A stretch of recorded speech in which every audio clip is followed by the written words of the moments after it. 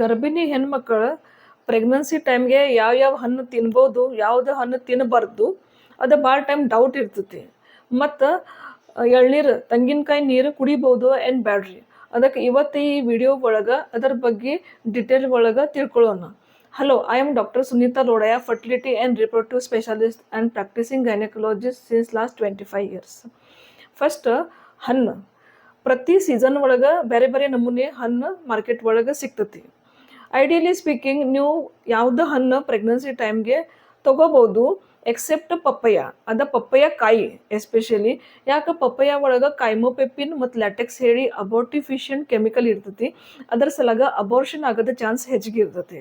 ಅದಕ್ಕೆ ಪಪ್ಪಯ್ಯ ಅವಾಯ್ಡ್ ಮಾಡ್ಬೇಕ್ರಿ.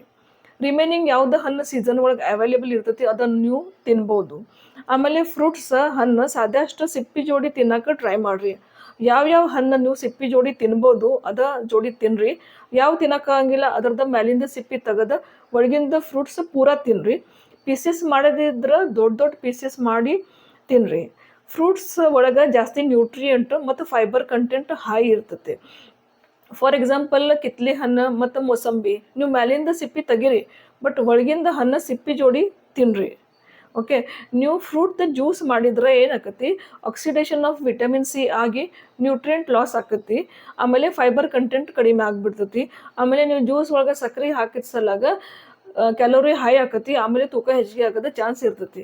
ಅದಕ್ಕೆ ಸಾಧ್ಯಷ್ಟು ಫ್ರೂಟ್ಸ್ ಪೂರಾ ಆ್ಯಸ್ ಅ ಹೋಲ್ ಸಿಪ್ಪಿ ತೆಗಿಬಾರ್ದು, ಹಂಗೆ ತಿನ್ನೋಕೆ ಟ್ರೈ ಮಾಡಿರಿ. ಆಮೇಲೆ ನೀವು ಯಾವುದು ಹಣ್ಣು ಪೆಟೆಗಿಂದ ತಂದ ಮೇಲೆ ಫಸ್ಟ್ 10 ನಿಮಿಷ ನೀರಾಗಿ ಇಡ್ರಿ. ಯಾಕೆ ಇತ್ಲಾಗ ಹಣ್ಣು ಮೇಲೆ ಪೆಸ್ಟಿಸೈಡ್ ಭಾಳ ಇರ್ತೈತಿ. ಅದಕ್ಕೆ 10 ನಿಮಿಷ ನೀರಾಗಿ ಇಡ್ರಿ. ಆಮೇಲೆ ಕ್ಲೀನ್ ಮಾಡಿ ಡ್ರೈ ಮಾಡಿರಿ. ಆಮೇಲೆ ತಿನ್ನಿರಿ. ಆಮೇಲೆ ಪೀಸಸ್ ಮಾಡಿದ್ರೆ ದೊಡ್ಡ ಪೀಸಸ್ ನೀವು ಮಾಡ್ಬೇಕ್ರಿ. ಎರಡನೇದು ಎಳ್ನೀರು, ತೆಂಗಿನಕಾಯಿ ನೀರು. ಹಳ್ಳಿ ಒಳಗೆ ಒಂದು ಮೂಢನಂಬಿಕೆ ಐತಿ, ಎಳ್ನೀರು ಕುಡಿದ ಮೇಲೆ ಪಾಪದ ತಲೆ ಕಂಗಿನಕಾಯಿ ಥರದ ದೊಡ್ಡ ತಲೆ ಆಕತಿ. ಬಟ್ ಆ್ಯಕ್ಚುಲಿ ತೆಂಗಿನಕಾಯಿ ನೀರ್ದು ಆಮೇಲೆ ಪಾಪದ ತಲೆದ ಏನೂ ಸಂಬಂಧ ಇಲ್ಲ. ಎರಡನೇದು ತೆಂಗಿನಕಾಯಿ ಕುಡಿದ ಮೇಲೆ ತಾಯಿ ಮಗು ಇಬ್ಬರಿಗೆ ಕೆಮ್ಮು ನೆಗಡಿ ಆಕತಿ. ಆ್ಯಕ್ಚುಲಿ ಕೆಮ್ಮು ನೆಗಡಿ ಇದು ವೈರಲ್ ಇನ್ಫೆಕ್ಷನ್ ಐತಿ. ಅದಕ್ಕೆ ತೆಂಗಿನಕಾಯಿ ಕುಡೀಲಿ ಇಲ್ಲ ಅಂದ್ರೆ ಬ್ಯಾಡ್ರಿ, ಅದರದ್ದು ಏನು ಸಂಬಂಧ ಇಲ್ಲ. ಅದಕ್ಕೆ ಆ್ಯಸ್ ಸಚ್ ತೆಂಗಿನಕಾಯಿ ಸಲಾಗ ಕೆಮ್ಮು ನೆಗಡಿ ಹೆಚ್ಚಿಗೆ ಆಗಂಗಿಲ್ಲ. ಅದಕ್ಕೆ ಇದು 2 ಮೂಢನಂಬಿಕೆ ಏನೈತಿ, ಪಾಪದ ತಲೆ ಮತ್ತು ಕೆಮ್ಮು ನೆಗಡಿ ಇದು ಏನೂ ಆಗಂಗಿಲ್ಲ.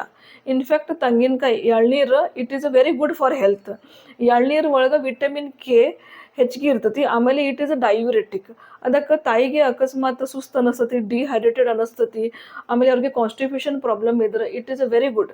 ಇನ್ಫ್ಯಾಕ್ಟ್ ಡೈಲಿ ಒಂದು ಎಳ್ನೀರು, ಫ್ರೆಶ್ ಎಳ್ನೀರು ಕುಡಿದ್ರೆ ಇದು ಬೆಸ್ಟ್ ಆಗ್ತೈತಿ. ಮಾರ್ಕೆಟ್ ಒಳಗೆ ಎಳ್ನೀರ್ದ ಪೌಡರ್ದ ಸ್ಯಾಚೆಟ್ ಸಿಗ್ತತಿ, ಅದನ್ನು ನೀವು ಸಾಧ್ಯಷ್ಟು ಅವಾಯ್ಡ್ ಮಾಡ್ಬೇಕ್ರಿ. ಫ್ರೆಶ್ ತೆಂಗಿನಕಾಯಿ ನೀರು ಎಳ್ನೀರು ಡೈಲಿ ಕುಡಿಬೋದು. ಎಲ್ಲ ಫ್ರೂಟ್ಸ್ ನಾವು ತಿನ್ಬೋದು ಎಕ್ಸೆಪ್ಟ್ ಪಪ್ಪಯ್ಯ. ಮತ್ತು ಎಳ್ನೀರು ದಿನ ಕುಡಿಬೋದು. ಇದೇ ಇನ್ಫಾರ್ಮೇಷನ್ ನಿಮಗೆ ಚಲೋ ಅನಿಸಿದ್ರೆ ನೀವು ಲೈಕ್, ಶೇರ್, ಸಬ್ಸ್ಕ್ರೈಬ್ ಮಾಡಿರಿ. ಮತ್ತು ನಿಮ್ಗೆ ಏನು ಡೌಟ್ ಇದ್ರೆ ನೀವು ನಮ್ಗೆ ಕಮೆಂಟ್ ಸೆಕ್ಷನ್ ಒಳಗೆ ಹಾಕಿರಿ. ನಾವು ತಿಳ್ಸೋಕೆ ಪ್ರಯತ್ನ ಮಾಡ್ತೇನೆ. Thank you.